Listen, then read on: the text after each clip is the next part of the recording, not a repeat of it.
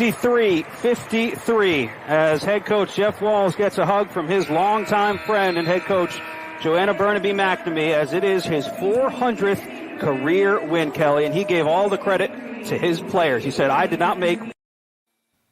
All right, folks. Hello, everybody, and welcome to the Sports Talk here with Chris Heidel. Yes, that's our good friend of the show, Jeff Waltz, the head coach of Louisville, the women's coach. Got his 400th victory Sunday against Boston College. So I talked to him yesterday on the telephone, congratulating him and all that stuff, and he's going to hopefully get on with us next week. So stay tuned for that for next week. I'm Chris Heidel. That's George Becerra, and that's our good friend Adam Nantais down there in good old down in cold North Carolina. And he's shoveling out his snow. Yes, yeah, after 11 inches. Yes. So, thanks for joining us tonight, folks. We have a good show planned for you. We have coming up in a minute or so. We have Coach Siddle, who is the head coach of the North Carolina Wilmington Seahawks. They're in the CAA, and they're on to a great start, 3-0 last night. They beat College of Charleston down there in Charleston, South Carolina. So don't waste any time. Let's bring him in, because I know he is sitting there in his beautiful office in Wilmington, North Carolina. Coach, thanks for joining us, and congratulations on the win last night. You got your team's on a tear, 3-0 in the conference. Yeah, thanks for having me, guys. It's good to see you all, and yeah, our guys are playing good basketball right now and growing every day, and that's our main focus. Yeah, so let's talk about last night's game. College of Charleston, another road game. You guys you're doing really well on the road. So I guess the non-conference games really helped you out during the non-conference schedule. Yeah, that's when we put the schedule together, we wanted to make sure it was challenging and difficult for our guys, and it was. We went through a lot of ups and downs and faced a lot of adversity, and it prepared us for conference play. And we came out of our non-conference on a 3-game winning streak going into conference play. And last night was fun. It was fun. Our guys took on a new challenge. That was our first road game in league play, and we came out swinging. And, every time they hit us, we hit them back, and our guys fought really, really hard. Go ahead, George. So, Coach, first thing I got to say is I love the University of North Carolina Wilmington campus. My mother-in-law used to live over in Beau Rivage. So it's still hard to believe the one time I had a chance to play golf down there, we had a frost delay. I'm like, come on, folks.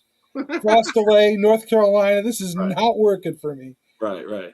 My other time was my father-in-law passed away, and we were over at Bonefish Grill, and the street flooded out. And even in front of the university, I believe the street floods out very easily. And we go back to my mother-in-law's house, and we see that the street we were just on was on the Weather Channel. So once again, North Carolina in that area is synonymous with being on the Weather Channel. But you guys are off to a great start. I was looking at some of your stats, and your senior Jalen Sims looks like he's having a really great season. Yeah, he's Jalen has been with me for a couple years. Last year he was off to a really good start, and then he got injured, so his season got cut short. And this summer and the preseason, we kind of inched him back into it, and he's starting to get into his flow right now. We changed his position again. He's playing the point guard position for us, which I think is a good spot for him because he's a bigger guard. He plays with great poise, and he knows what I expect out of him and what I expect out of my guys in my program in general. And he's been a heck of a leader for our ball club, and I love what he's doing right now. And Coach, a quick follow-up. You're a young team. I was looking at your team. You're heavy on the freshman side of the roster there. Your future can be really good with a real heavy senior class in a few years. Yeah, we like our freshman class a lot. They still have a lot of room to grow, but they're very talented. And I think, the most important thing is we have a group of seniors and upperclassmen that are doing a really good job of leading them, and they're embracing it and, following their lead. Well, Coach, this week you're back on the road this weekend. Not just Thursday, going to JMU and Harrisonburg. Getting set for them to lead the conference. What is your take on that? With JMU leaving, I know it's sad for most of the people in this conference. They were, they've been the great team that you guys have been trying to get to the tournaments and all that stuff, and them leaving. What does this league got to do to get somebody to fill that void? Yeah, I don't know the answer to that in particular, but obviously it's a great institution, both academically and athletically. They do an unbelievable job up there, and their leadership does an unbelievable job. And I think it was more of a football move. It was, but I think the leadership in our league will bring in some quality universities to fill that void. JMU is a special place, just like our university, and they did what was best for them at the time, and I'm sure that they will have great success in the Sun Belt. Yeah, hopefully they get the same success. And I was talking to the women's Towson and women's coach the other day, and hopefully they'll have a new rival, and hopefully somebody could come in and become everybody else's rival in the CAA. Absolutely. Yeah. Adam, do you have anything for Coach? Yeah, I actually live on the mountains in Western North Carolina, Coach. So I got 11 inches from that winter storm. So my question to you is, you play in a really good conference in the CAA, which includes teams like Northeastern, College of Charleston, James Madison, and you guys as well. So my question to you is, what do you think your hardest conference game will be the rest of the season going forward? You want me to answer that like a coach, or you want me to answer it like me? A coach. Okay, the next game that we play is going to be the hardest one. All right. We are on a good roll right now. We're 6-0 in our last 6 games, and this is a brand new team that we've assembled. So every challenge that we face is something that I think about, and the maturity. Can they handle success? Going on the road for our second conference game, traveling, what's ahead of us? We have 3 more road games in a row in league play. So it's a lot of things that I think about. So my challenge for them is to, I got to keep them humble, got to keep them hungry and wanting more. And at the same time, help them understand why we've been successful, and to continue to punch the clock every day. And I think that's our biggest challenge right now is, moving forward, taking care of the opponent that's in front of us, but making sure that we understand who we are and why we've been successful. Yeah, hey, folks, Coach Siddle used to play for Gardner-Webb, and you were part of some little history there. I was reading your bio last night. You beat Kentucky early in the year with a buzzer beater. It wasn't like going in Kentucky when you were playing as a young student and student playing basketball, going in there going, hey, I took care of the Wildcats. It's not a big deal. I'm gonna go home. It was special. Rupp is one of the historic venues in college basketball, and we went in there and we had a senior laden team and upperclassmen and guys that were used to winning and confident, and we had nothing to lose. We had nothing to lose, so we went in there and we played well, and I think we ended up beating them by 14 points, and it was fun, man. It was fun. That's one of the memories that I will never forget about from my college playing days. Yeah, you played against North Carolina this year in the non-conference game.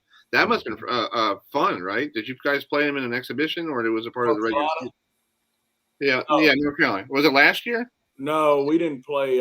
We didn't play them last year either. I thought you guys played them sometime like that was CB McGrath's. I got Yeah. Sorry about that. I couldn't remember if you guys had like a home and home thing going on for a little bit, but sorry about that. They did, and I think it was like a 2 or 3 for 1, and CB McGrath put that together. Yeah, but speaking of that, let's just talk about playing teams in North Carolina. That's always cool, taking on somebody in the state of North Carolina. You're on the East Coast, in Wilmington, North Carolina, and you get these schools to come your way. That's pretty cool. It is. We want to make sure that we talk about East Carolina. We want to make sure we continue that rivalry if we can. And we played Western Carolina last year and some teams like that. We want them at High Point. We played them, Campbell, teams like that. We want to make sure that we continue those series and make sure we play guys that are in our home state. Yeah. UNC Asheville. I don't know if you've had a chance to go and play at the new Kimmel Arena. I know it's I've been there, and it's a really nice arena compared to where they used to play at the Justice Center. Yeah, I was in the Big South Conference as a player for my last year. And so we played in the old arena, and then I coached in the new arena, and we coached there last year when they had the little MTE tournament. So, yeah, special place. Nice. It's awesome. Well, Coach, thanks so much for coming on tonight. Safe trip to Harrisburg, Virginia. I know it might be if you guys could get out of there quickly, there's some snow coming Thursday night. So you may want to stay and ski in Massanutten if you want to go ski. No. We're going to get out of there as soon as we can. Hey, Chris, he doesn't have to worry about getting stuck on I-95 north or south, okay? He's going to be out. You guys got a plane, right? You guys are playing up there? No, we're going to drive up because we got to drive over to Towson. And we'll fly back home from Northeastern. So we'll be gone for about a week. Oh, wow. Enjoy the seafood in Boston if you've never had any. It's delicious. Oh, no. The seafood in North Carolina is the best. Yeah. Yeah, well, I'm from New England, so I like my New England seafood. Okay. Hey, real quick before I let you go, I went down to Florida one time thinking, I'll get a crab cake down in outside of Saint whatever where I was, and Marco Island, and it was something from the freezer. I was like, really? I was like, I'm thinking, like, I'm from Maryland. I'm thinking I'm going to get a crab cake. This is going to be great. It looked like something they got from Gordon's Fisherman behind aisle 16. I'm like, this is ridiculous. Gotta come down to Wilmington and get some good seafood, man. Chris, I'll bring you down to Wilmington. I'll show you around town, and we can have Coach meet up with us. Yeah, we could have a little fun down there. We'll do a little tour of the taste of the Wilmington, North Carolina. There we go. The Outer Banks always has good seafood. Hey, we're making hungry. Outer Banks is 2.5 hours away, 3 hours away. Come on now, George. Well, Coach, be safe and be healthy, and I hope to talk to you soon. Thank you, guys. Thanks for having me. Yes, sir. Yes, sir. Bye. All right, that's Coach Siddle from NC Wilmington. The Seahawks. They're going to be playing at. That's the wrong button. They'll be playing at JMU. I thought he logged off, and I had to log off. I'm sorry, sir. Oh, he just turned me off. Don't let me bring out Antonio Brown. See you later. Peace, everybody. So I want to get on Adam for a second. Yeah. I'm going to have some fun with you. Okay. Never ask the coach what the toughest game on his schedule is. Sorry. Chris will remember this. I know, George. Chris will remember this. Back at the beginning of the football season, we had the coach on from the University of Rhode Island. Yeah. And what was the question you asked, Chris?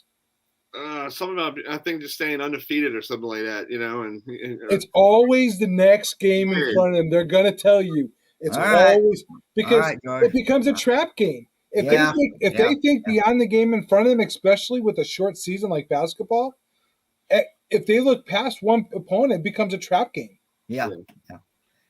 So we have this next lady coming up in like 2 minutes here. A little clip here. She some throwback here. Back a couple years ago, she won her first title last year on the women's professional bowler tour, and she actually did well up in Adam, you saw her up in Portland, Maine, right? Yes, I did at the PBA Tour Empress of the Lanes at Bayside Bowl. She was fantastic. Well, how about this? How about you introduce her? How about that? All right. This next lady doesn't need an introduction, but she competed at the PBA Tour Empress of the Lanes at Bayside Bowl in Portland, Maine, and she's getting ready to be on the PWBA Tour season. So let's talk to Miss Verity Crawley. Verity, it's good to talk with you. And first of all, talk about what it was like to bowl in front of all those crazy, rowdy fans for the first time at Bayside Bowl in Portland, Maine. Hold on. Can you hear us? I I don't know. Can you hear? Can you hear Adam? Yeah, can you hear me, Verity? I can hear you guys. Yeah, I think she's having internet issues. Oh, hello. Can you hear me? It keeps cutting in and out. That's okay. You're down in Florida, right? I think she's in Yes, Florida. I am. Hey, maybe want to talk to the governor and tell him stop playing with the internet, you know? Yeah. Yeah. Anyway, we're just having a little fun. Anyway, thanks for coming on tonight. How are you doing?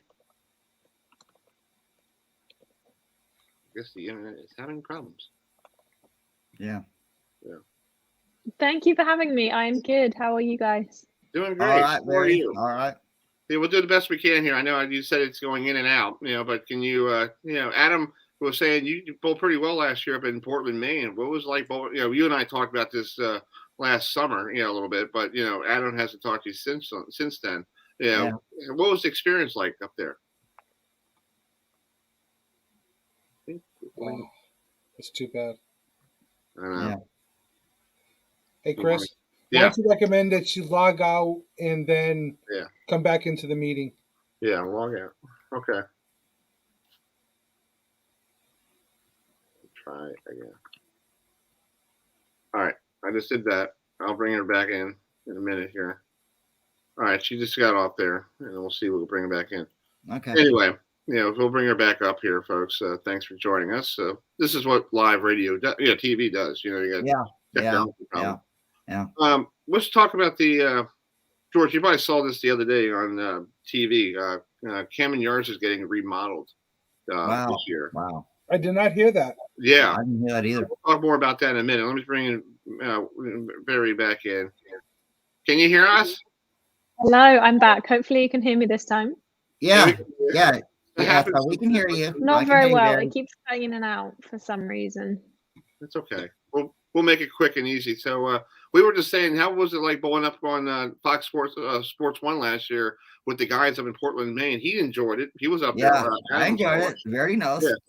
How was it? It was a really cool experience. It was definitely different because the fans interact with the crowd in a very different way than we're used to on a regular telecast. So I think that's what made the biggest difference. There was a lot more interaction with the fans.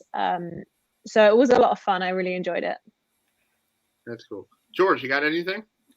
So Verity, what's it like going out on the tour? I mean, I know from my past experience back in my day, I got as far as the amateur tour.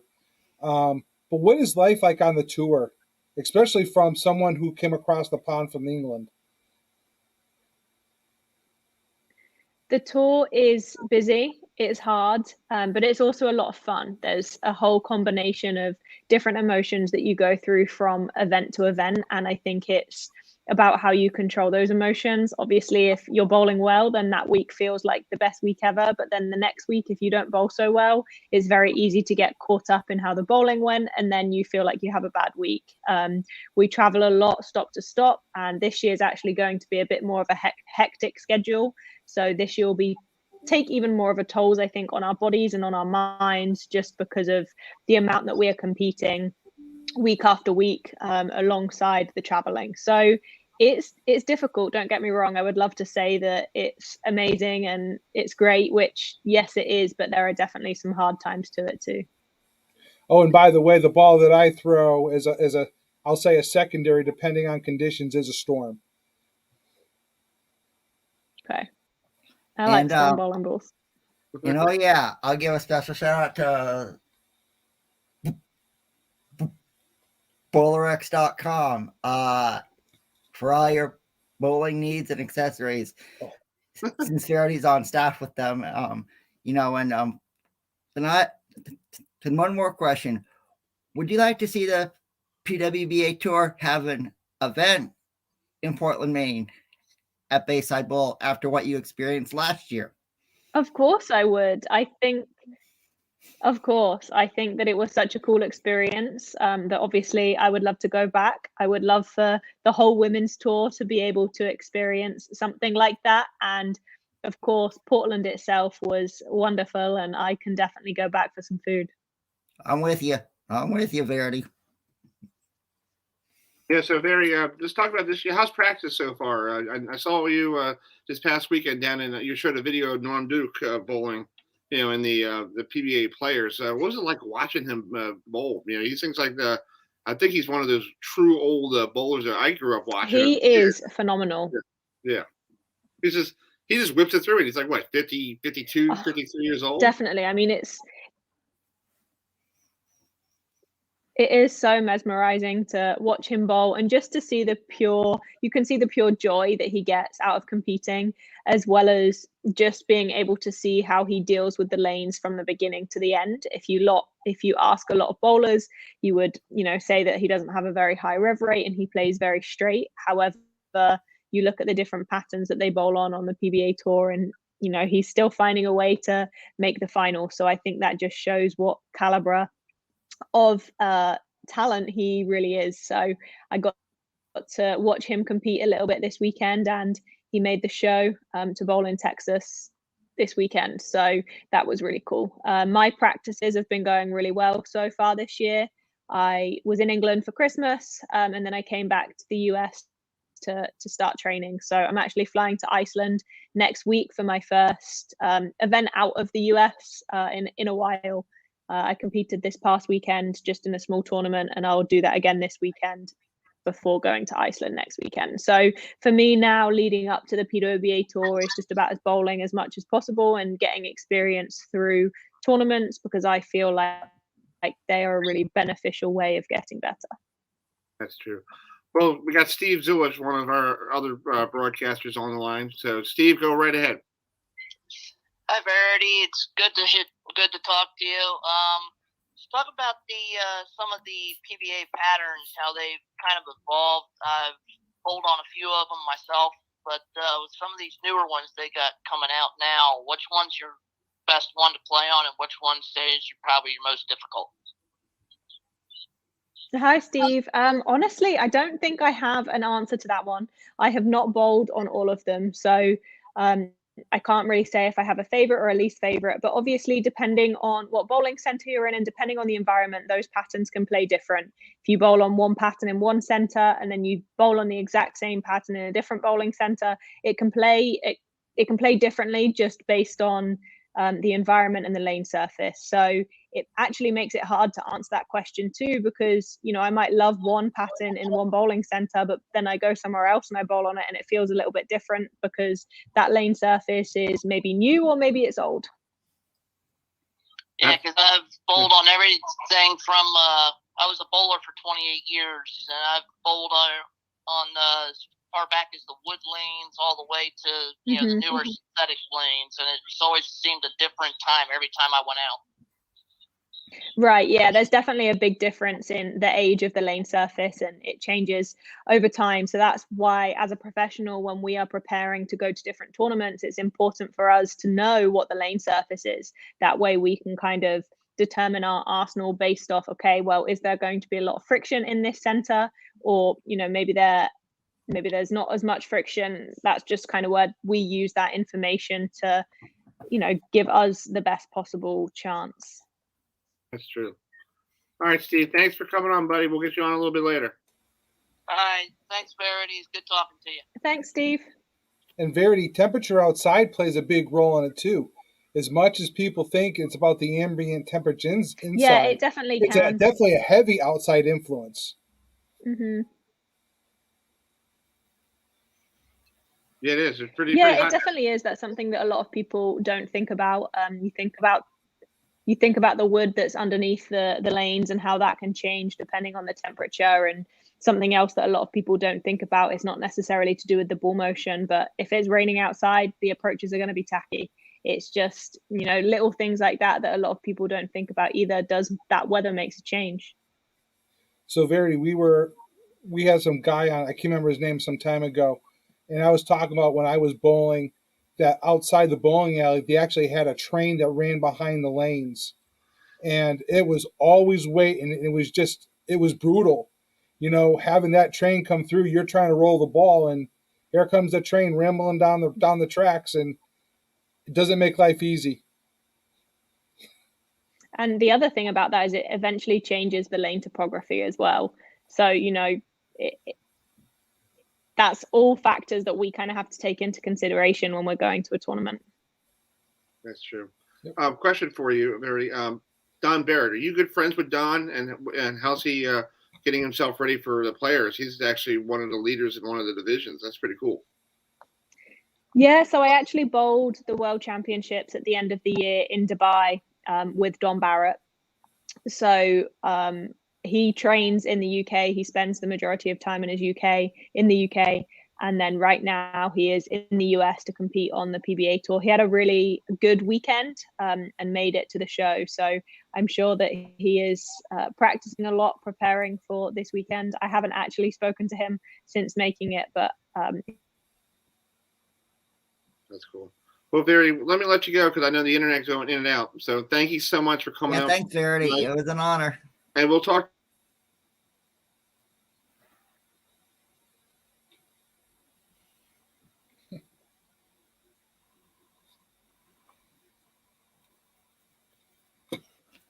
Yes. So anyway, we'll see you soon. Cheers. Cheers. Cheers, Verity. Good luck this year. okay, thank you. See ya. Thank you. Thank you. All right, that's Verity Crawley, who one of the ladies on the Women's Professional Bowlers Tour. Sorry for that little hiccup there, folks. We had a hiccup, on my end. Technology could be the worst thing. Amen. Amen, George. Amen to that, brother. Amen. Let's talk about before we got Verity on there. We were talking about Camden Yards being remodeled this year. It's fascinating. Let's take a look at this, George. I want to pull this up real quick. Let me find the video. Here it is. Look at the field. They're taking out the left field wall, and they're taking 1,000 seats out right there, and they're pushing it back towards where the other, where that fence is. They're pushing it back, and they're raising the wall from 5 feet to 7 feet. You want to know why? Because they want to cut in the area. What's that? Wow. They want to cut back the home runs in the. Oh, come on now. Yeah. Come on now. Jeez, I was going to tell you, because I'll be honest with you, Chris. Camden Yards is Bronx South. Yes. Yeah, that's true. Yes. I agree. It's Bronx South. I'll agree with that, George. Yeah, and I agree. And also on top of that, I've sat in those seats in the first section there in right field and left field. Yeah. So if you want a home run ball, that's where you're getting your seats. Mm-hmm. Exactly. If you hit, but here's the thing: you got to have better pitching. Okay, pitching. Yeah. Like I was talking to my mother about it this afternoon. Okay, you don't throw a 3-1 flat slider or 3-1 fastball to Miguel Cabrera and he hits one out the left field. That's just part of what baseball is. But the Orioles haven't had any good pitching in so long. Yeah. Well, you know what's going to happen now too, right? Someone's going to have to pay for those renovations, and they're going to pass that on. They're not going to eat that cost. They'll pass it on in ticket sales. Right. Exactly. Mm-hmm. Yeah, I agree. I found some on this date in sports history. I found this the other day. I was doing my homework. On this date in 1973, Orlando Cepeda, the baby bull, signed a 1-year deal with the Boston Red Sox to become the first player to be a designated hitter. Wow. Yeah. Wow. I didn't know that. Wow. Chris. Yeah. Hey, I met the baby bull a couple times in my previous life. Wow. Knowledge. Wow. Yeah. And he was a cool guy, Orlando Cepeda. I don't want to mention that person's name anymore, but I had a chance to meet him, in person, and it was pretty cool to meet that guy. And it was and he was the one who told me in the airport in New York, that Gary Carter wasn't doing really well. Yeah. Before you do these, did you know sections? You got to give me the heads up. Oh, I can do it. Dun-dun-dun. Oh. Yeah, exactly. All right, George. Yeah. So the baby bull. Yeah, that's pretty cool. Oh, Steve said it's actually going to be a 10-foot wall. He just chimed in on the text line. Wow. Yeah, that's ridiculous. 10-foot wall in left field. What for? What? Yeah, what for? Yeah, you got the scoreboard in right field. That's all you 10 need. feet. So you're going to raise it up 10 feet. So you know what that means? Yeah. Your bleachers are all coming out. Yeah. You can't. There's no one. You gonna buy a seat behind a 10-foot? No, thank you. No, Isn't that no, good? Chris, no, thank you. you know my comment about Yankee Stadium. Right. You know, they built that stadium and they built a viewing obstruction. So Yeah. they're adding a viewing obstruction. Exactly. Yeah. So anyway, but it's fascinating that, I'm like, why do you want to waste money on that? How do you I know you want to update the stadium. Don't get me wrong. But come on. Give me a break. Thank you. Thank you, Chris. Exactly. George, I got to make a call for the Mount St. Mary's coach because he's actually right now recruiting.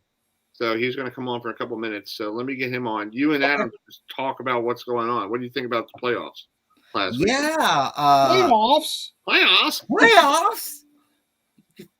All right, George. So, what did you think of the Buffalo Bills last Saturday night? Absolutely destroying the New England Patriots. And have you ever seen anything like what they did? 7 possessions and 7 touchdowns. I mean, I've never heard of that in all the years I've been watching football. I think it's just great. First of all, I'm from New England myself. Oh, really? Well, all right. What part of New England are you from? I was from Connecticut originally. All right. I have relatives that live in Essex, Connecticut. I've been down to the Essex with Essex Ed and Groundhog Day. Yep. Yeah. I was born in Malden, Massachusetts, and then lived in New Hampshire for 13 years before moving down here to North Carolina in 1997. So in August it'll be 25 years. So I don't miss the winter weather at all. I don't. Oh, I love it. Yeah. But growing up in that area, and I have some really good friends, and none of my friends were really cocky about the Patriots. Mm-hmm. I had said, you guys are in a unique situation. You have this guy. Yeah. And let's be honest, a lot of times you don't talk about a team being one person. No. Right? But Tom Brady made that team. Yeah. He made everybody better. Yeah. And in the end, now you have these folks that are these kids are like, why aren't the Patriots winning? They don't understand the concept of Patriots not being in the playoffs. Right. Exactly. Well, we'll talk more about the Patriots with after we talk to Coach Engelston from Mount St. Mary's out there in beautiful Western Maryland. So, Coach, thanks for joining us. Big win yesterday up there in Maine. So you guys are on how's the second half going? Yeah, well, it's been a crazy second half. We got back after Christmas break, and unfortunately, we had a COVID outbreak on our team. So just finally got the whole group together about a week and a half ago before we played Long Island. And some of the guys I hadn't seen in 2 weeks, so we're just starting to get back in rhythm. And we had a big win yesterday. Guys played really hard. It's a defensive battle. They're next a really tough defensive team, and our guys battled and competed. And it's been a crazy year again. We forfeited 2 games. So we already started behind the 8 ball, but we just went on the road and got 2 splits. Feeling good about coming back home for 5 out of the next 6. That's true. George, go ahead. You're muted, George. Hold on. I'm trying to prevent all the feedback that's going on tonight with the internet. So, Coach, I see you got 2 stops in Connecticut. Is that correct? Sacred Heart? Yeah, we got Central and Sacred Heart this week. We play Friday and Sunday. Yeah. And Sacred Heart is playing well in our league. They got a lot of scorers. Central's got a new coach this year, and they're playing really hard. So, games that we got to lock in and really compete. Yeah, like you said, you got some home games coming up. You guys do really well at home, so that's good for a couple home games to get you guys back on track. Yeah, it was crazy. We had an awesome stretch on our schedule where we had 5 home games, and unfortunately, we only got to play 2 of them because of COVID. And now we're got a nice little stretch. And, you don't just magically win because you're home, but it does help to be in the comfort of your building and have your guys stay in their beds, a little bit of routine here and rhythm. Go ahead, Adam. All right.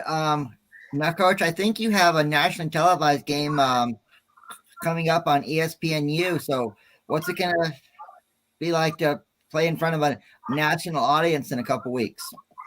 Yeah, no, our guys look forward to that. We don't try to consume ourselves too much with it. Our guys are used to playing on a pretty big stage. So this year we opened up with Villanova and played Kentucky, and so every year they play that.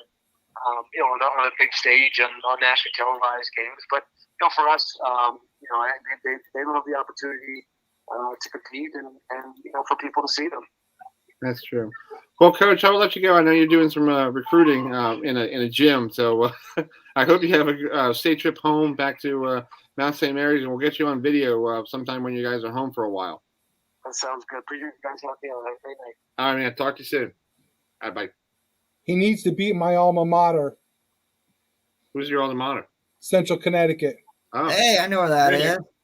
The Blue Devils of Central Connecticut State. Yeah, they're blue. That's funny. They're the Blue Devils. I'm thinking when they took on Miami in football this year. I'm like, yes, they did, and they got destroyed. Yeah, they got destroyed. Everybody. Okay, if you're a Division II school like Towson and Delaware, and you play somebody like Miami, there's no way you're going to beat Miami. Thank you, Chris. Thank you. The people in the Power Five have better horses than we have in the CAA and everything else. So it takes a miracle. If you're Florida losing to almost to they lost to Georgia Southern, a couple years ago, that's kind of a little crazy there, Florida State losing to Jacksonville State on last possession of the game. I don't really want to bring that up. George, can you help me here? I might have to put him in timeout. Oh gosh. Michigan Appalachian State. Appalachian State. Exactly. Thank you. Well, let's bring in. Last week we had Pat Healy on, former Baltimore Blast player who was the head coach of Harrisburg Heat. Now let's bring in. We got the goalie, who is the best goalie for the Baltimore Blast. We have I don't know how to say his name real quick. It's Vanzela. Am I saying it right or wrong? Let me see if I kind of butchered it. Let's just bring him in. Hey, William, how you doing, bud? Hey, how are you guys? Hey, how you say your last name again? I was trying really hard to not butcher it, and I just struck out. I was like, I'm done. It's Vanzela. Vanzela. Okay. Okay. Yeah. How are you doing? I haven't talked to you in like 2 years. Last year, you went out to San Diego to help with the Shockers there. That must have been really interesting to go out to San Diego for a half a season. Yeah, doing well. Thanks for asking. Glad to be part of this talk today. And last year the Blast unfortunately have decided to not play during COVID. So I went in alone to San Diego, which is crazy to think because they are rivals, and I ended up playing for San Diego, and we won the championship. So I had a very good year. It was crazy. I had to fly back and forth every week because I had prior commitments here with my goalkeeper academy that I had it before I knew I would go to San Diego. So I had to honor that. So I was flying back and forth every week, crossing the country during COVID. It was nuts, but thankfully, I was healthy the whole year, never got COVID, and I was able to play. I think I performed really well, not only individually, but as a team. And at the end of the day, I won another championship. So it was a pretty good year. That's true. Hey, you had a good weekend last weekend for you guys with the Blast. 2-0 on the road, beat Dallas and beat Utica. So that's pretty good, for no, we lost to Dallas. Oh, you lost to Dallas. I thought you beat Dallas. No, it looked like you beat them. To me, think you beat them. Oh yeah, that was a game that we could, but I don't know. We're being. I think we need to find our consistency as a team. We had a very good game against Utica this past Sunday. After a quick turnaround, flying back from Dallas, go to Utica and play the next day. But we played well, which shows you that we have a good team. We just haven't found that connection yet to be more consistent and keep winning easy games that we should win. But I think we're gonna get in a right path soon. Yeah. Do you have like a young team right now? Because it seems like I was reading some publications, and a lot of people are saying you got some rebuilding going on because a new coach, and the coach is not. There's something going on with your coach. Is he okay? Because I know there's a family situation. Yeah, so he's not a new coach. He was our assistant coach for as long as I'm here. Before that, I was here. So I got here 2012. So you figure how long he's been part of the Blast. He knows every single aspect of the team on and off the field, and honestly, he's been doing a tremendous job to get us accountable. I'm very pleased with the outcome, and even if it was only 6 games, you can see the difference. So I'm very, very happy about it. He unfortunately lost his nephew back in Bermuda, so he wasn't present to these 2 games, which was really sad to hear and to deal with, and it's a tough situation for him. His nephew was like a son. It was very close bound there, so it was tough times for sure. But he's flying back today, so hopefully tomorrow he'll be able to run practice. That's cool. George, go ahead. So William, having a daughter who, we played soccer outside when she was growing up. I was a coach, and then we transitioned her to indoor soccer. What for you was the hardest part? Because obviously playing indoor soccer, it's not as open, right? What does it do mentally to you playing indoor soccer versus outside? Thank you for asking the question the way you did. I think you could not ask a better question, because at the end of the day, mentally is the difference, the deal breaker. And everybody asks me the same question: what's the biggest difference between outdoor and indoor? But nobody really touches about this subject, which is the mental part of the game. Do you know what's the hardest part? Is that every time you step on the field, you're 100% sure you're going to make a mistake, because that's the way the game it is. It's way too fast, and the game is way too quick for you to make 100% right decisions all the time. And as a goalie, being the last man, most of the time when you do make a poor decision, results in the goal, and that's what everybody sees on the highlights. You know what I mean? And nobody's going to see my highlight making a beautiful save. The highlight that comes out is the goal. So basically, you have to be prepared to suck and not to be upset about it. You're going to have fans that won't understand. You have fans that will understand. So you're also going to have those that won't understand, that will blame you. So you have to deal with that. That is definitely the worst part. You're going to make many mistakes every single game. How do you deal with that? How can you continue with your mind in check during the game? I'll go back. Last home game, we're playing Harrisburg, Pat Healy's team, and I gave up a goal from almost half field. And as soon as that I gave up that goal, I was cursing myself, obviously, because I'm very hard on myself. But how do you get up after making a mistake and get 2 seconds to think and say, okay, I need to understand, process very quick. What did I do wrong? How can I fix and move on to not worry about this anymore? I have 2 seconds to answer those 3 things as fast as possible. That is really hard. Yep. So, William, you'll be happy to know when I was coaching my daughter and everyone would always get on the goalie, I'm like, well, if a team scores the goal, they had 5 or 6 girls on the field at the time. That means that person got past 6 other people. So the goalie is the end result of something breaking down. So it's not always the goalie's fault. There's a shared responsibility in it, and you're hoping that the people up front are playing good defense. Yeah. So our team really understands that, and I'm very blessed, to play for the team that I play, because I've been having full support here since the day one. Obviously, when I got here, I had guys in front of me that they would do all the job, and my job was way too easy to be worried about. I had Pat Healy, I had Mikey Lukinland, I had Neto, all those guys in front of me. So my job was very much easy, to get it done, and I learned the game. But I was always blessed with my teammates here. They understand. And, fans were not going to like what you do. It's like when you watch the Ravens, you're always going to blame a guy. The other guy likes that guy. You hate this guy. And that's the fun part about the sports. I don't get upset. I really understand. And the fans really like me here. They understand that I put my heart in the game.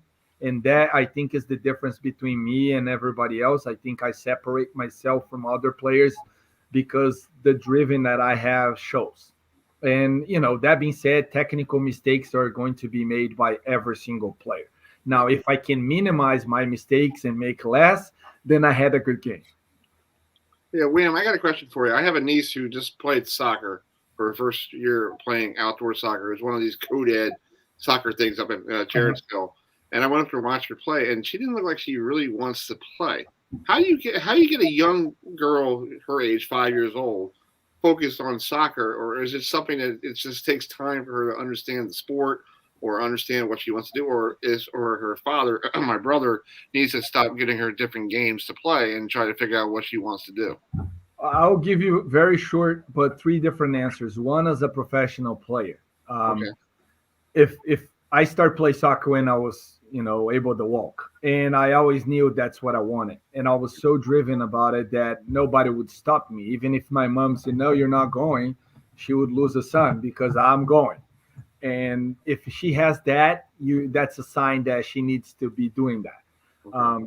I also coach college for John Hopkins, and as a college coach, I'll tell you that they sooner or later need to find one sport and make a commitment to spend more time on that sport. But that don't have to start when she's 5. Okay. So that is going to the last part. I do have my goalkeeper academy, so I coach kids from all ages. I start with 5 years old, and I tell the parents, please don't just let them play only soccer. Let them go play hockey, they cheerleader, let they go experience basketball, tennis, swim, and they're gonna hate this, hate that, like this a little bit. They can play lacrosse this season. Next season they go the best. They need to have fun. Whatever they enjoy, man. And soccer is a fun sport. They're gonna end up liking it. Especially the kids. They really like. That's why they come to watch us play. Our fan base is 90% kids, and they like soccer. So I think she's gonna stick with soccer, but there's no commitment when she's 5, 6, 7, 8, 9, 10. They gotta be kids. They gotta play pickup games. They need to mess around, change teams. That doesn't mean that they're not committed to the season. They start something, they go all the way through the end. Then they can say, I didn't like this, I want to try something else. And then you go on. They should experience everything. Okay. So, yeah, I'm probably hoping one day I could get her down to one of the games here at CQ Arena. Maybe you could, show her, a soccer ball and, get her more excited in the game, because my brother's like, you got to do something to help me, dude. I'm like, okay. Like, what do you want me to do? If she's really into, I can talk to you offline and recommend a couple different clubs that she could go check out and see which one would be a good fit for her in base of where she lives. I also tell parents that don't make a crazy commitment when they're young. You want to make that commitment when they're 13, they're 14, they're about to go to high school. That's when you have to make those far crazy drives and stuff, but not when they're very young. Exactly. So I can help you out. That's cool. All right, William, thank you so much for coming on tonight. I know you're a busy guy. We'll see you this weekend. You have a game Friday night at home against Ontario, the Flurry coming to town. Then you got to go up to Harrisburg and see Pat again. So unfortunately, I have to go see Pat again. It gets annoying. I don't like the guy anymore. We used to be very good friends. Hey, tell him when you see him, tell him that my brother used to play, who has my niece now. He was a pitcher one day, and I think my brother was coming around, he was playing baseball with Pat, and somehow Pat broke my brother's wrist or something like that. So I don't know what the full story is, but I'm trying to figure it out from him. But every time I see Pat, I'm like, dude, you just wrecked my brother's wrist, man. He goes, I'm sorry. I'm gonna tell him. We're very good friends. Even if he is a coach and we play against each other, the legacy that we had together, playing together for so many years, share so many good memories. That is what the sport's gonna be about. You make memories with guys that you're gonna spend a lifetime being friends. So that's what it is. And we make fun of each other all the time. So I'll definitely pick on him for that one. All right, man. We'll talk to you soon. All right. Thank you, guys. Have a good night. All right, buddy. Good luck the rest of the way. Thank you. See you. All right, that's the goalie for the Baltimore Blast. I have a hard time with last names sometimes, but yeah. So that was a good question to ask, because my niece was playing soccer this year, and I was up there this fall watching her, and I know this is her first year, but she was like sitting there going, and she was like playing with daisies and all. So I said to Nicole, I'm like, does she really want to play? It's like, it doesn't even look like, I know 5 years old, you're 5 years old, you're not really, you just want to have fun with kids, with your friends. But it looked like my brother's like trying to tell her you got to play the sport. It's like, Matt played soccer when he was a kid. So is your guest in the waiting room? Yeah, he's up. Okay. Let me bring him in. Tonight we're still sticking to the bowling theme, the college bowling, and it's the head coach of the Louisiana Tech. Louisiana Tech. The Louisiana Tech bowling team, who does really with Coach Matt Nantais, who actually was a coach at Vanzela for a couple of years. So, Coach Matt, thanks for joining us. How are you doing? Happy New Year. How's everything down there in Louisiana? We're doing great down here. That's cool. No other issues. No, I know everybody has a COVID issue, but that's where everybody is, right? As of right now, we don't have anybody in quarantine, so that's good. Cool. All right. Cool. That's great. So, talk about this year. You guys, you haven't bowled in a tournament since November. So, how do you keep your girls fresh and ready to go for this next tournament? It's not until the end of January. Yeah, we've got it's about 10 days tomorrow to our next event, but half the team, 4 of the girls bowled team trials just over the beginning of the first of the year. So they were keeping busy, but we oil the lanes every day, and they come out on their own and practice. I gave them time off, in December, because we only get so many days of competition and practice. And so, but they were still coming in practicing. They're pretty hungry and want to win. So I don't have to worry about making sure they get out and practice to keep sharp.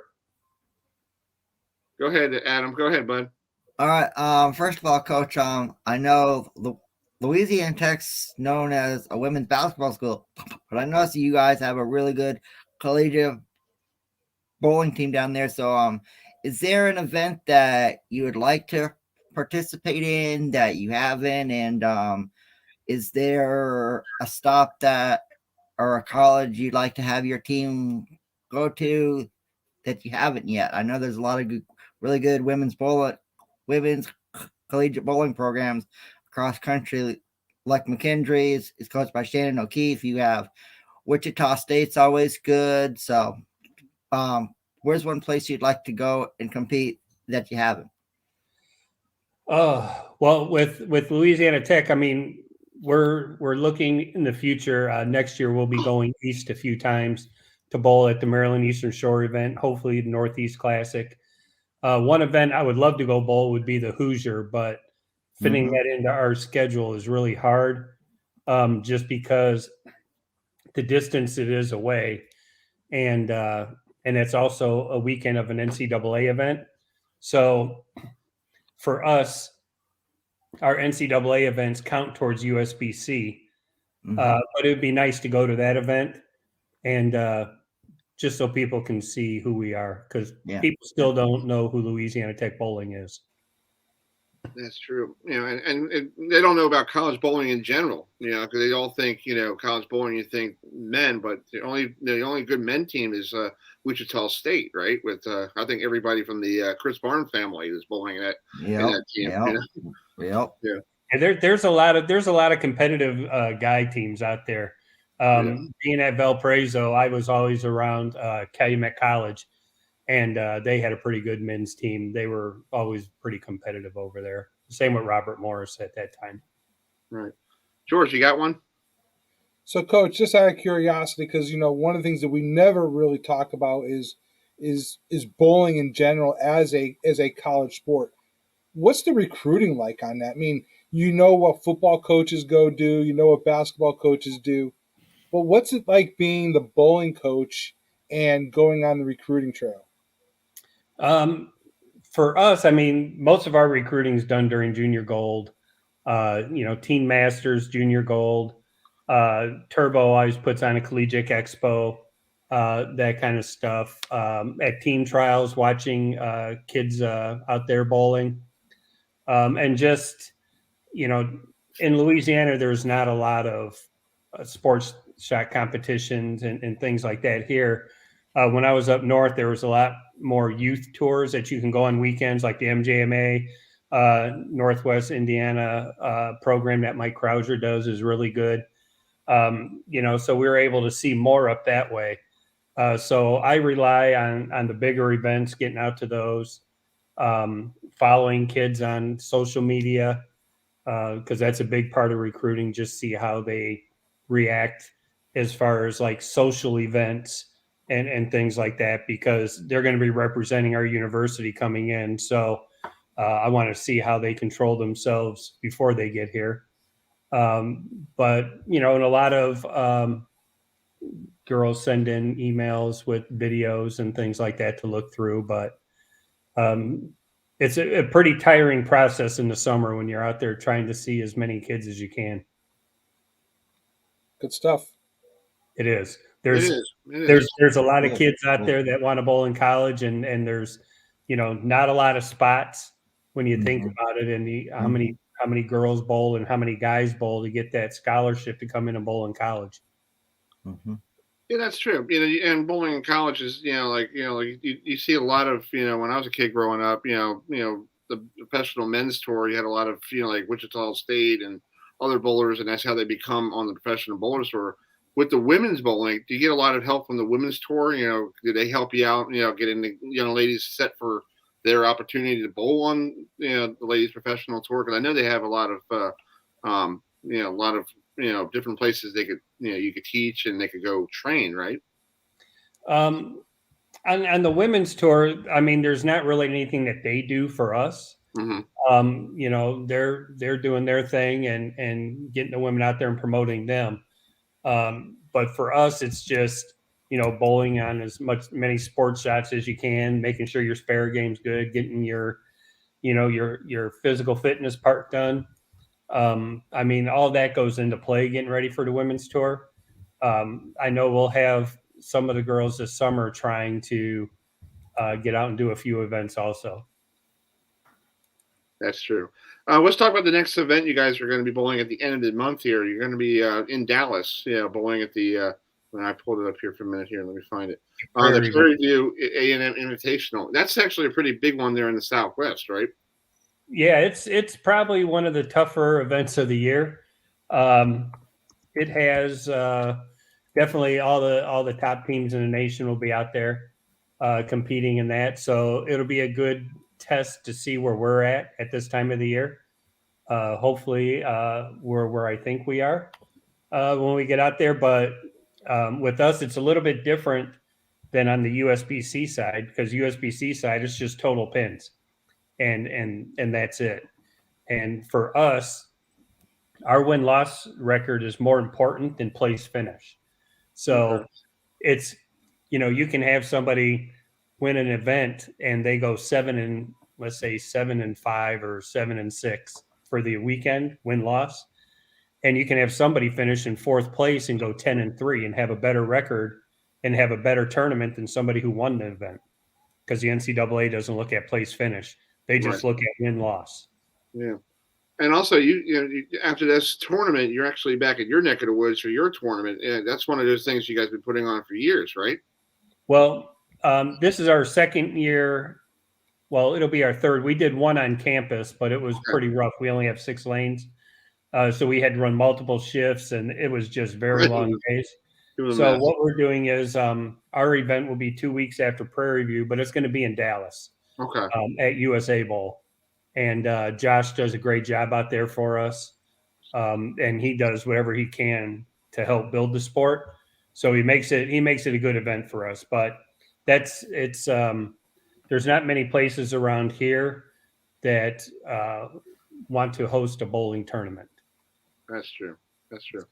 George, you got anything else for Matt, Coach Matt, or I was just gonna say, if Coach ever gets up this way to look me up, I'll hit you up on Twitter. I'm up here in the South Bend area, and it'd be great to go knock down some pins with you.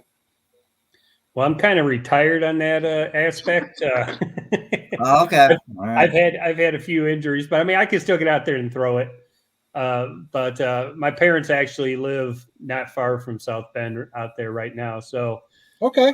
I'm real familiar in that area. I used to live, like I said, in Crown Point, not too far from where you're at, but you guys get too much snow. Hey, wait a minute. We got not as of late. Hey, wait a minute. We got 11 inches of snow from that winter storm that came through the Carolinas, this weekend. So it's like I want my 80-degree weather in my summer. I'm tired of snow. Wow. Well, it was 28 degrees the other morning when I got up here, so it was a little bit chilly. But okay, yeah. All right. Well, Coach Matt, thanks so much for coming on, and be safe, and hope you guys have a safe trip to Dallas, and good luck, and we'll get you on before the end of the championship thing in Columbus. Absolutely. And now, for my event that I'm doing in Dallas, Bowl TV is going to be broadcasting that also. All right. So, Cool. Since we're like in their backyard, they're going to be broadcasting that. So nice. Hopefully we'll be able to get a lot more viewers out there. And hopefully we'll get somebody on afterwards. We'll get you guys on that week after and see we get some, see how you guys do. Yeah, hopefully I'll have some trophies in the background. That works. There you go. All right, Coach. Thanks so much. All right, thank you. Thanks, Coach. Bye. Bye.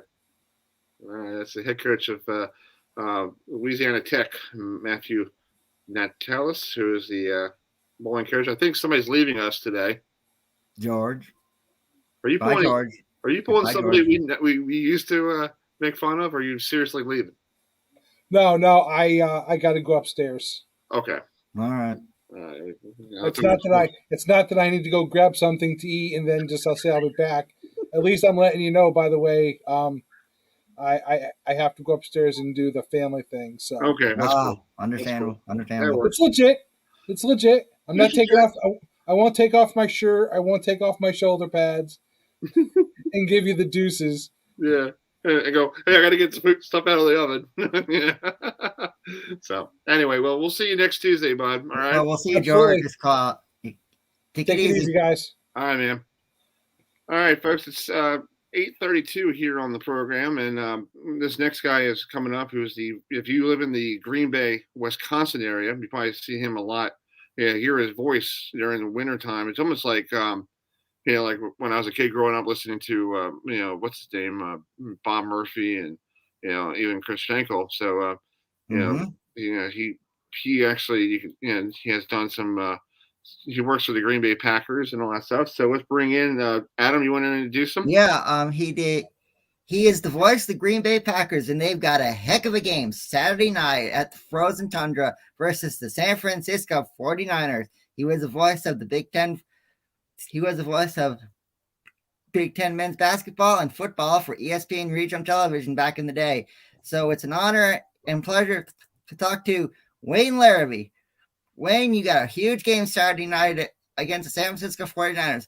How do you guys think the Packers will do against Jimmy G in that exceptional rushing offense? Yeah, it's going to be a great game, I think. No doubt about it. And the Packers have their work cut out for them, but they're rested and they'll be ready, and it'll be a fun night. It's supposed to be a cold night too. You guys have 8 degrees? That's football. Yeah, I think it's going to be maybe a little warmer than that, but not much. And the temperature's liable to dip. But the big thing is wind.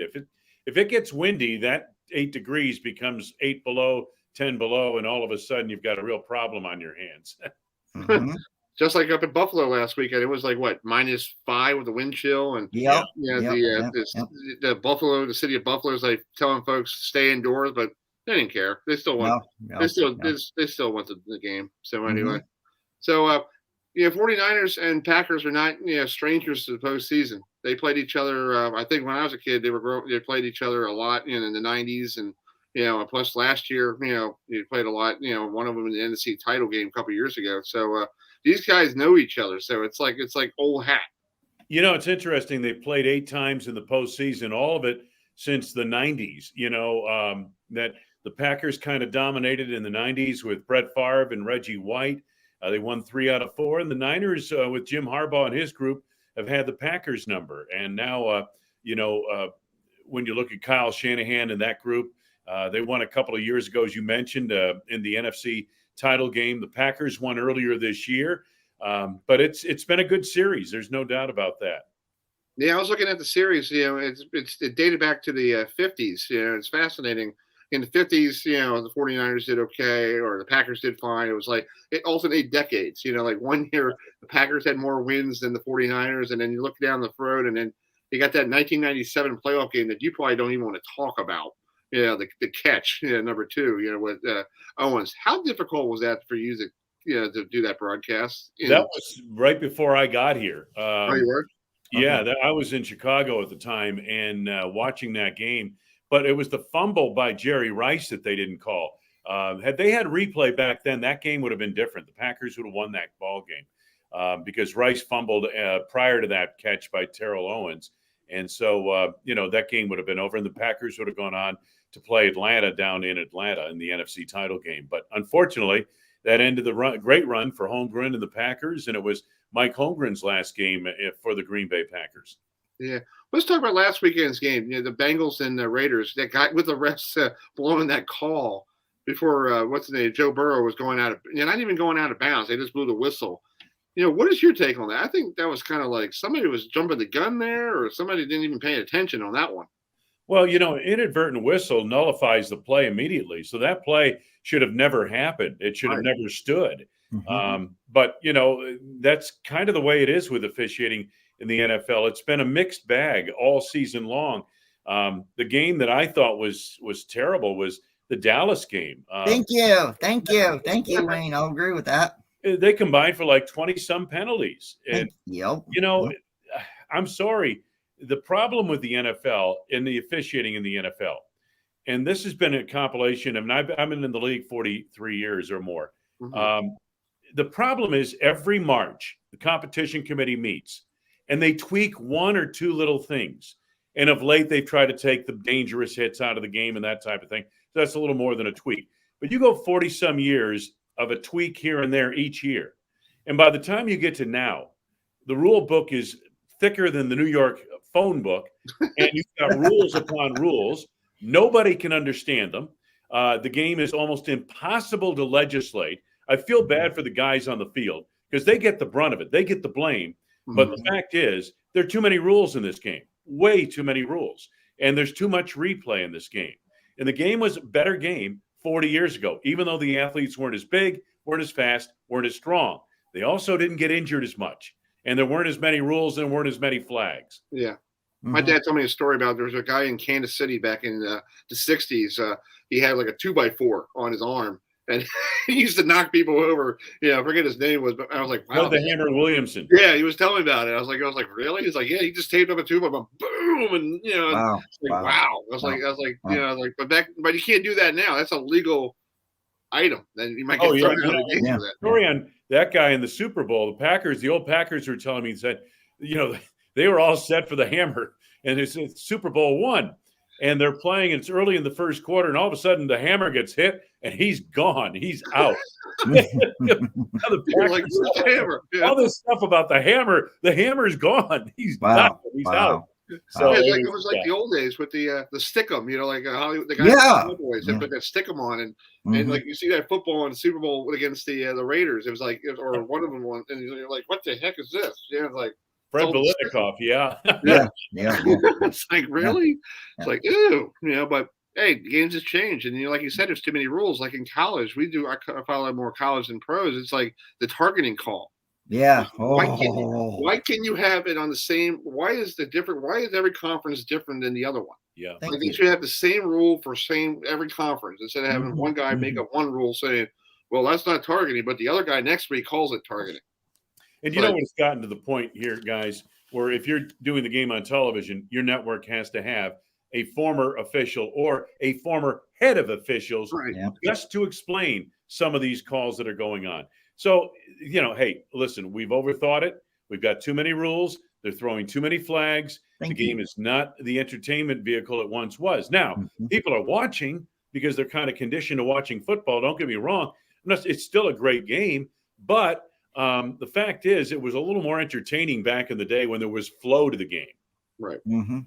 Yeah, it was more flow. Now it's like, oh, we have a penalty, and then they stop, and they got to go to 16,000 commercials, and then come back from the that commercial. It's like, really, that's too much. And you're in the booth for radio. You're sitting going, "Can I go home before 7:00 or what?"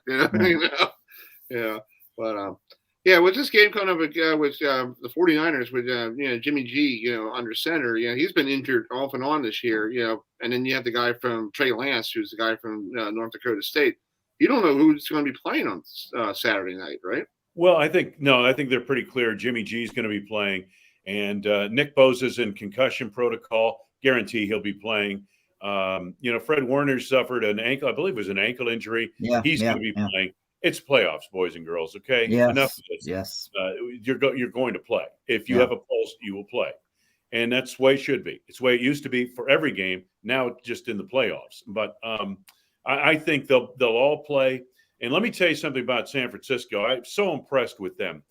We saw them the third week of the season, and when you play, football teams are kind of like children growing up into adolescence and adulthood. By the third week of the season as a football team, you're kind of in the adolescent period, okay? You really don't know who you are yet. You don't know how you're going to get to where you're going yet, but you're kind of putting things in place. The Niners and Packers met the third week of the season. The Niners were 2-0. They felt they were going places in a hurry. The Packers were 1-1, coming off a devastating loss in the opener, 38-3 to New Orleans, and had barely beat the Lions, but trailed 14-7 at halftime in that game against the lowly Lions at Lambeau Field. Now they're in San Francisco. They're playing the 49ers. And, it was one of those moments when that game went back and forth. The Packers won it in dramatic fashion on a walk-off 51-yard field goal. And that's the game where the Packers started to gel as a team, started to come together, started to figure out who they were. Meanwhile, that game, that led to 3 more losses for the 49ers, who lost 4 in a row at that point in the season before they were able to finally find themselves and discover who they are. But I tell you what, the other thing about these teams, they're much different than they were. I won't even go back and look at that tape in preparation for this game. I just think these teams are very different than they were that third week of the season. Yeah. Hey, Adam, you got another question? Now I know it's going to be really cold at Lambeau Field on Saturday night. So do you think it'll be a close game, or do you think the Packers can blow San Francisco back to California with the big fat L? And I am voting for you guys to win on Saturday night. So I would love to see that happen. I really would, but I don't see it happening. San Francisco is a tough, physical team. They do not rely on their quarterback to win the game. Jimmy G's a good quarterback, though. Don't get me wrong. Not saying he isn't, but he's not the guy who's going to carry this team. San Francisco is going to come in, and they're going to do what they do best. That is physical play in the trenches on both sides of the line. They will run the football. They will run it probably about 30 times. They average 29 rushing attempts a game, 5th most in the NFL this year. They run the football. Those things translate. Physical play, running the football. Run the football, stop the run. I know we focus about all these great wide receivers and everything else. These quarterbacks, it's a quarterback-driven league. It's a passing league. But let me tell you, the NFL has always been, and it always will be, you shut down the run, you run the football. You have a better chance to win doing those two things. San Francisco does exactly that. So the weather won't bother them. Deebo Samuel's their greatest weapon. Well, if he's not going to catch passes as a wide receiver, he'll run the football. And he could run for 100 yards. I've seen him. He's a natural running back who happens to be an all-pro wide receiver. One of the best players I've seen in the league this year. Very impressed with San Francisco. They went into L.A., trailed the Rams 17-0, the final game of the regular season. They had to win that game to get into the playoffs. They stormed back, got the game tied, and fell behind right before the end of the game. Jimmy G took the ball with, 97 seconds ago and no timeouts. Put it in the end zone, got the game to overtime, and then San Francisco won it. I mean, very impressive. And by the way, they took down Dallas last week. That game was only close on the scoreboard. San Francisco, in my opinion, was never in jeopardy of losing that game. They pretty much dominated the line of scrimmage. They're going to be a hard out, a very tough out on Saturday night. Yeah. I do have to ask you, Wayne, about Aaron Rodgers. In the off season, you hear a lot of chatter that he didn't like the front office, he disrespected them, and this is the national thing because we're in Baltimore, and this is what I heard on a lot of national talk. You're there in Green Bay. Is he coming back next year, or are we going to wait till the draft night and he's going to send out a tweet going, "I'm having a bourbon and a scotch, and I'm leaving for San Francisco"? No, he has promised us that he'll make a decision on what he wants to do, very soon after the season. So I don't think we're going to see a prolonged off-season ordeal going on. I really don't. The problem for the Packers, and Aaron Rodgers and Davante Adams coined this phrase, drawing on they were kids when the Bulls were winning championships. They drew on this phrase, last dance. This is the last dance for this team, as we know it.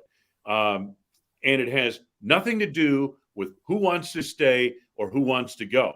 If you look at the Packers salary cap situation, and I'm not an expert in this regard, but people tell me, from salary cap, people tell me they are right now over next year's cap. They're about $50 million, $40 million over next year's cap. So what does that mean? Well, when this season's over, they're going to have to get at the cap or under the cap. So a lot of changes are coming, boys and girls. We'll see how high up they go, but I don't think it'll be a matter of people not wanting to come back here. I think it'll be a matter of math. What can you do for these guys under the cap? So what does that mean? This last dance, the players, I can tell you, and the coaches are focused only on this season. Sounds cliche-ish, but they are. And I was a part of the Bulls broadcast team when they went through their last dance in 1998. I know what the last dance is, and I know the only way the last dance ends well is with a ring. But the last dance also ends that team. And the Bulls never came back. They never defended that championship. And with the salary cap situation for the Packers, I don't know how they're going to put that together next year. I don't know how they can make it work, but hopefully they can, at least for some of the star power that they have. Davante's a free agent after this year. Aaron Rodgers has another year under his contract, but the number is huge. And so, you're looking at, you'd have to extend Adams, make him whole, and he wants to be the highest paid player in the league and deserves to be. And then you have Aaron Rodgers. You'd have to go ahead and say, okay, let's do a deal with Aaron Rodgers, make it a 5-year deal. Hell, he could play until 45 or 44 years old. We think he can, and he probably can. But then now, what do you do around those players? Are you able to sign your all-pro cornerback, Jair Alexander? Are you able to retain some of the people who are up and coming on this roster and some of the veterans you have right now? That's the question. Furthermore, in a situation like this, and by the way, the New Orleans Saints are year one into their restructuring of their entire football team. Year one. They'll have another year of hard cuts next year as well. You've got to sit there and say to Aaron Rodgers, Aaron, we want you here. We'll give you the 5-year deal, etc. We can keep Davante, but we got to rebuild this team because we can't afford everybody under the cap. Do you want to be a part of that? At 38 years old, Aaron Rodgers, that's the question. It's not a matter of, do people like one another? It's a matter of, does a 38-year, 39-year-old quarterback want to commit to a rebuild? Because that's, from what I'm told, that's what it looks like to me from the outside looking in. Next year is going to be the start of a rebuild in Green Bay. And the salary cap dictates as much. Right, exactly. And I think if you win the Super Bowl this year, just go on top and say, see you later. You got your second ring, and why sit around with the rebuild? Like you said, rebuilding. You've seen Michael Jordan left right away, and Chicago just went into the toilet. You don't want to sit around for a rebuild and say, it'll take another 5 years to get back there. Do I have that patience to do that? Because you got these young kids are coming in, and they probably don't know how to understand the playbook. Yeah, and again, this is all speculation from the outside looking in. They'll do whatever they can to put a good team together next year. There's no doubt about that. But nobody in the organization is focused on next year, nor should they be. It's very interesting. Football reflects life in a lot of different ways, fellas, okay?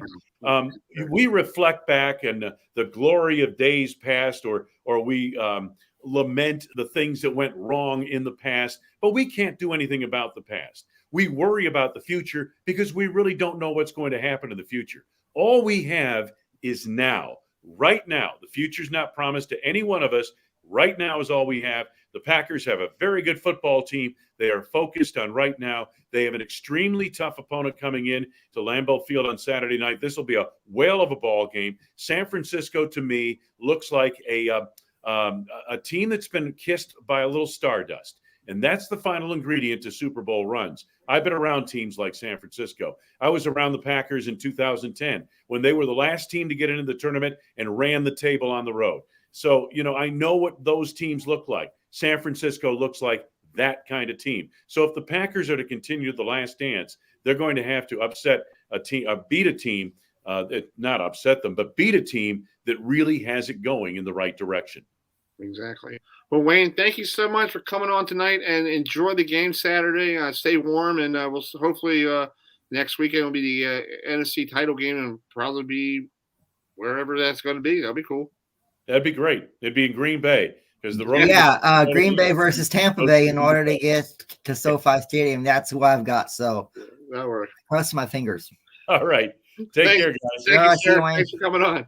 Thank you. All right, see you. All right, that's Wayne and Larrivee, the voice of the Packers. That was cool talking. Yes, it was. It was an honor. It was an honor. Let's bring in this guy. This is also an honor to bring in this guy. We're going to start doing our CAA lacrosse coverage. A lot of the local lacrosse in this area, Towson, Delaware, and we got Fairfield lacrosse. Fairfield up there in beautiful northeast United States. So, hi, Coach. How you doing? And how's the weather? Hey, what's going on, guys? What's up, Chris? What's up, Adam? We're doing great. Sorry for being a little over, but he got into Michael Jordan. I'm like, all right, let's just listen to some word. No, not a problem. Well, listen, I could listen to that voice all day long, right? Yeah, awesome. Yeah. It's fascinating. I know a lot of people. Like, I get these people on my show, and then when I watch on the NFL Network, I'm like, wait a minute, did I just get that guy on? Yeah, that was cool.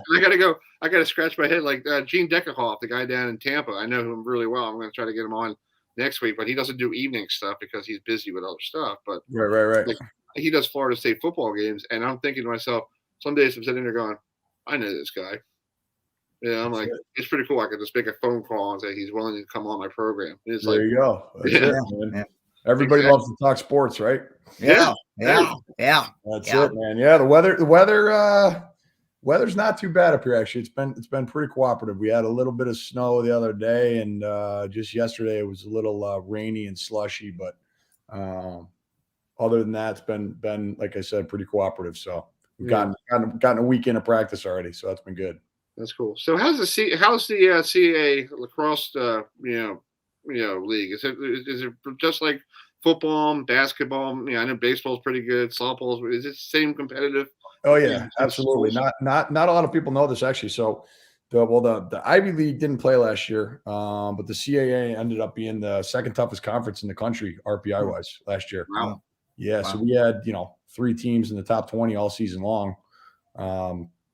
So it's super competitive, and we're fortunate enough to compete in that conference at Fairfield. So it's unfortunately last year we was our first.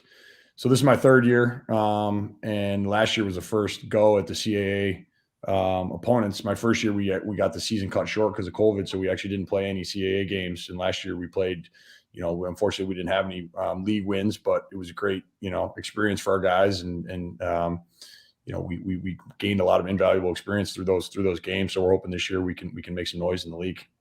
Yeah, playing against Towson and Delaware and Drexel. We're going to have Drexel on next week, and and UMass, the head coach there too. So you're used to those guys, but it's like when I'm looking at Fairfield University, I'm thinking, how are they in the CAA? When did that happen?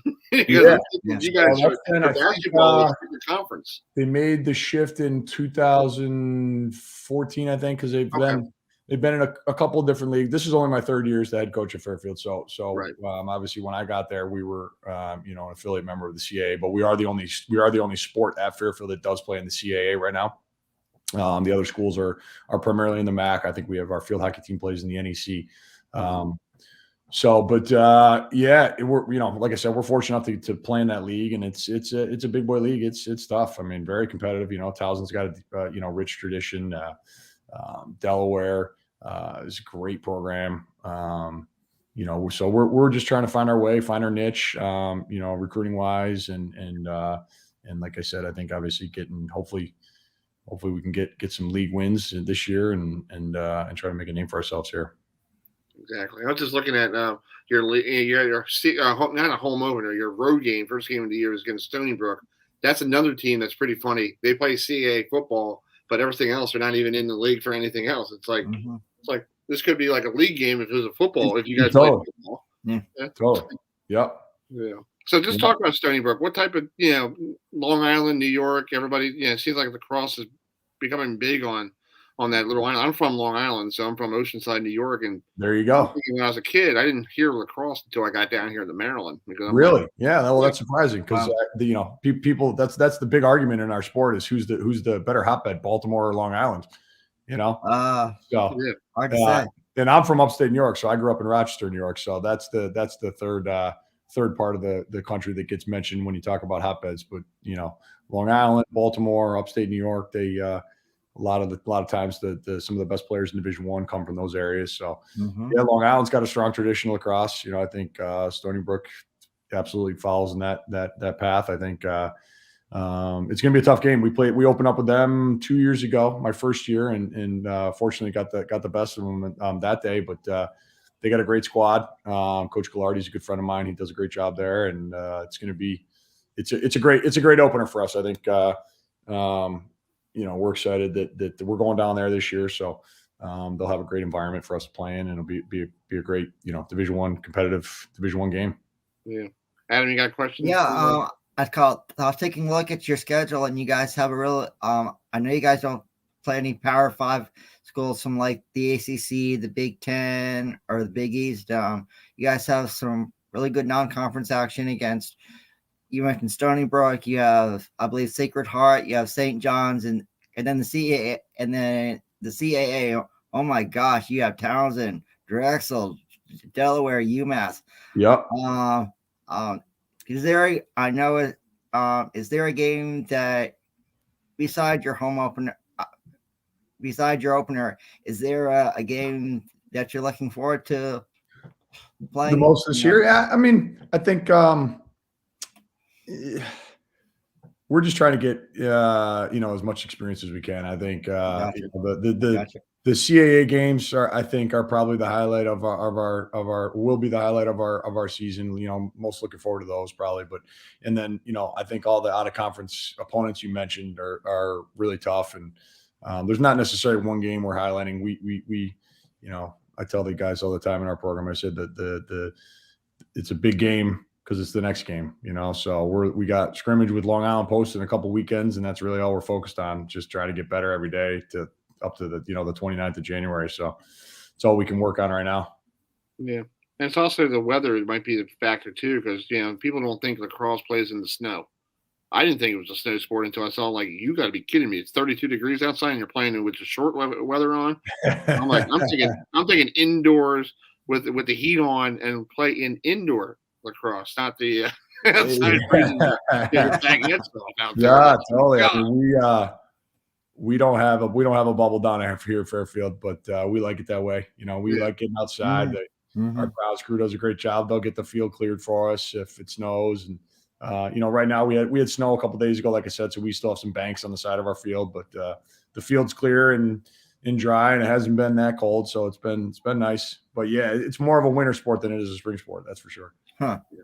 So when you guys start practice, first week of January? Is that? Yeah, so we started January 12th. So we obviously, you mentioned the game February 12th against Stony Brook. We open up there, so we figured a month of preparation would be good. So we started classes today at Fairfield, but we got the guys back early, a couple days last Wednesday, and started up practice. So we've been going for 6 days now, and we'll go, like I said, we'll have.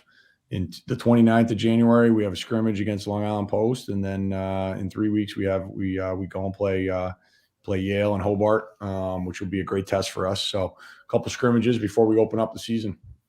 Yeah, talk about the scrimmages. I know with football scrimmages, I know when I was in high school, they're just organized practice. What do you guys do with the organized scrimmages? Just go run plays and see what Yeah, works. well, it's we do one kind of formal scrimmage in the fall. We have a formal season in the fall, so we have 20, 25 practices in the fall and one scrimmage, and that's kind of our big event in the fall. And then in the spring, we look at it as like a dress rehearsal. It's kind of like what do they call it? The preseason football games there. Kind of like that. So we'll try to get as many guys through, and we're still using it as an evaluation for our team. Looking ahead to the next for the first game, but just trying to get all the kinks out that we've been working on in practice, and like I said, view it as a dress rehearsal for getting ready for the games. That's true. Well, Coach Baxter, thanks so much for coming on, and I want to wish you and you guys be safe, be healthy. I know with this COVID stuff and this Orion, I just got over the whole COVID situation myself. I didn't have any symptoms. My girlfriend had it. I just was helping her out because she has a disability, so I stayed home for 14 days. But got paid for it. There you go. That's a good thing, Yeah, absolutely. But, I'm ready to get back to do what I'm doing before doing this every Tuesday night. But I love it. Yeah, well, enjoy it, man. I appreciate you having me on, and hopefully we'll be back soon. Yeah, we'll get you. Good luck, Coach.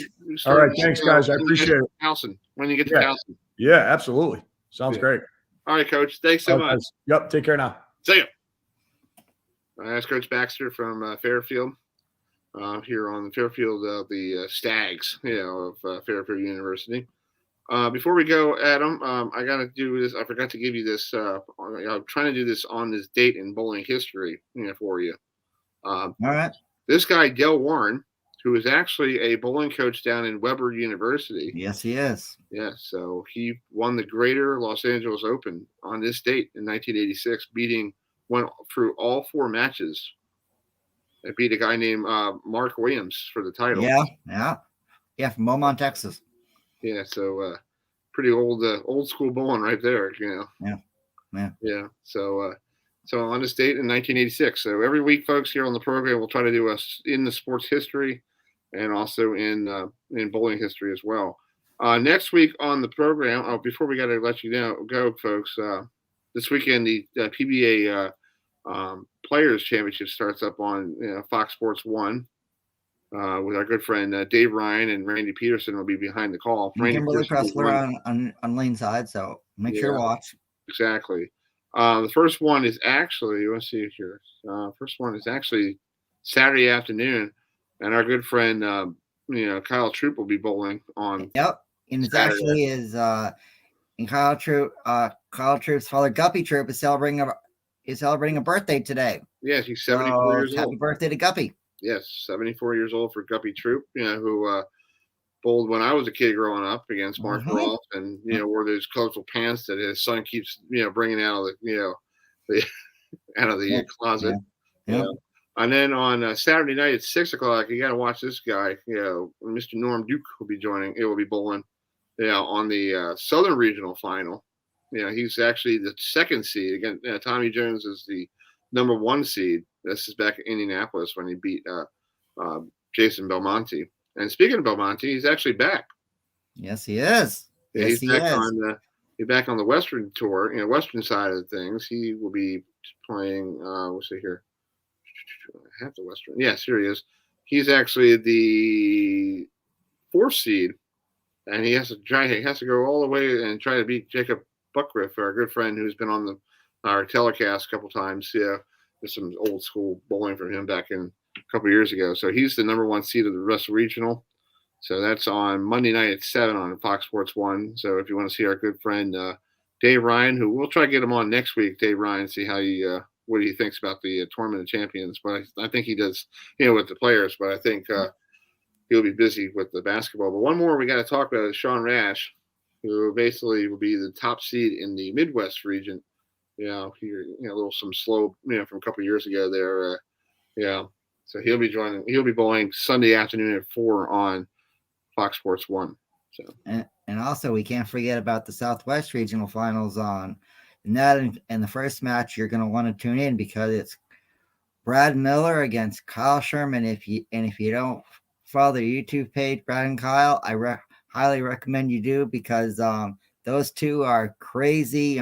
They vlog each tournament that they go to, and we'll see who gets the best of who, and they'll be vlogging about it. So be sure to subscribe to Brad and Kyle's YouTube YouTube channel, because they'll have a lot of action from the Players Championship in Texas.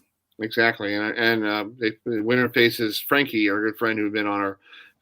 It's just I can't say I'm so Francois Lavoie. Yeah, I know. I say without it being on the air. I'm like blah blah blah blah blah. Like it sounds like Transylvania with Adam Sandler. Blah blah blah blah blah. So. Well, folks, thanks for joining us tonight here on the program. Thanks for George Pacheros for joining us. Also, next week we have these two coaches coming on. I just want to let you all know that we have the head coach of UMass coming on at 7:30, Coach Greg Ganila.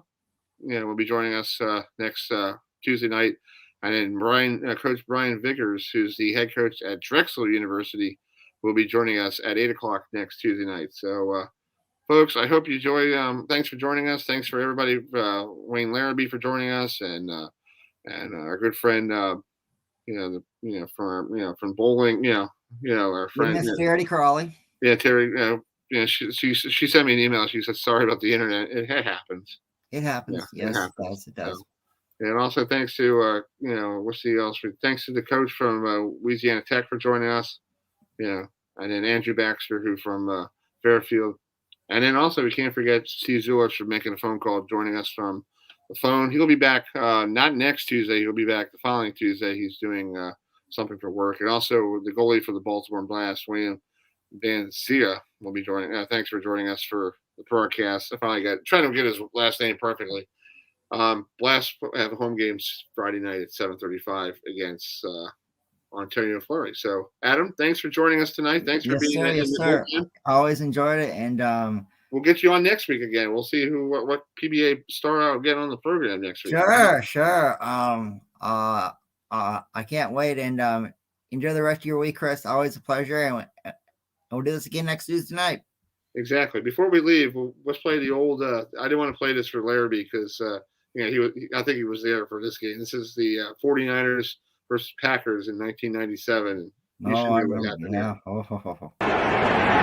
Got to go to the end zone now. They have to go to the end zone now and hope that they either score a touchdown or they get it within 8 seconds so they get another play. 3-man rush, and Young stumbles on the way back and fires up the middle. Pass is caught by Owens. Gotta love the old Pat Summerall and Pat Summerall and John Madden, the legends of NFL football on television for many, many years. Exactly. Good night, folks. Be safe. Good night. Be well. We'll see you next Tuesday. Yes, sir. I'll see you next Tuesday, Chris. All right, bud. See ya, folks. See ya.